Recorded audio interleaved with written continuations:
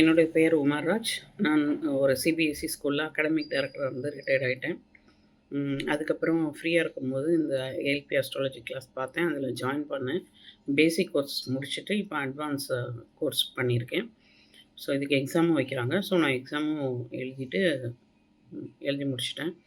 So இந்த ALP astrology கொடுத்த பொதுவுடைமூர்த்தி ஐயா அவர்களுக்கு என்னுடைய சிரம் தாழ்ந்த வணக்கத்தையும் நன்றியும் தெரிவிச்சுக்கிறேன்.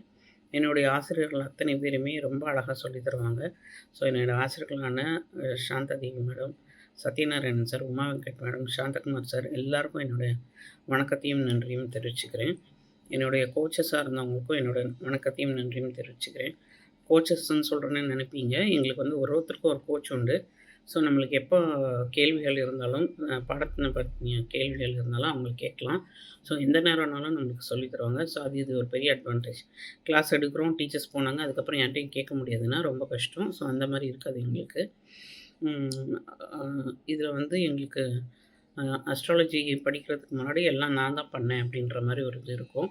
இப்போ எல்லாமே வந்து கிரகங்கள் தான் நம்மளை இயக்குது அப்படின்றது தெரிஞ்சதுனால இந்த நான்றது கரையுது.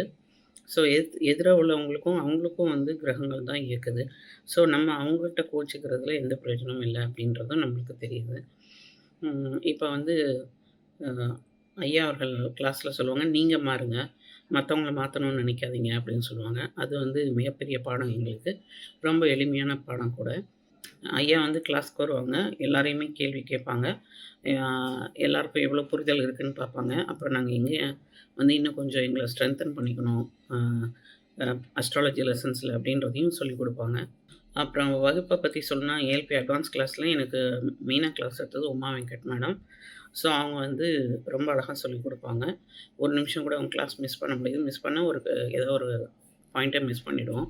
அந்த மாதிரி நிறைய பாயிண்ட்ஸ் கொடுப்பாங்க. எப்படியாவது இந்த குறைஞ்ச டைமில் உங்களுக்கு நிறைய சொல்லிக் கொடுத்துடணும் அப்படின்றது அவங்களோட ஐடியா. ஸோ ரொம்ப நல்லா சொல்லித் தருவாங்க. நிறைய எங்களுக்கு ஜாதகம் போட்டிருக்காங்க. நான் என்னுடைய அக்காலாம் அஸ்ட்ராலஜி படிச்சிருக்காங்க. அவங்ககிட்டலாம் கேட்கும்போது அவங்க சொல்லுவாங்க, இல்லை அக்கா கொஞ்சம் எனக்கு ஹாரோஸ்கோப் கொடுங்க ப்ராக்டிஸ் பண்ணுறதுக்குன்னு கேட்டால், இல்லைல்ல எங்ககிட்ட ஒரே ஒரு ஹாரோஸ்கோப் தான் இருக்குது. ஒரு ஹாரோஸ்கோப் தான் போட்டு சொல்லி தருவாங்க என் கிளாஸில். அப்புறம் நம்ம தான் ப்ராக்டிஸ் பண்ண சொல்லுவாங்க. எங்களுக்கு அப்படி இல்லை. எங்களுக்கு வந்து வேலைன்னு எடுத்துக்கிட்டாலே ஒரு 30 ஹாரோஸ்கோப் இருக்கும். ஏன்னா கிளாஸ்லேயே நிறைய போடுவோம். அது மாதிரி கல்யாணம், தொழில் எல்லாத்துக்குமே நிறைய ஹாரோஸ்கோப்ஸ் எங்ககிட்ட கையில் இருக்கும். அப்புறம் திருமணம் பற்றி சொல்லணுன்னா சாந்தகுமார் சார் வந்து கிளாஸ் எடுத்தார். ரொம்ப அழகாக எடுத்தார்.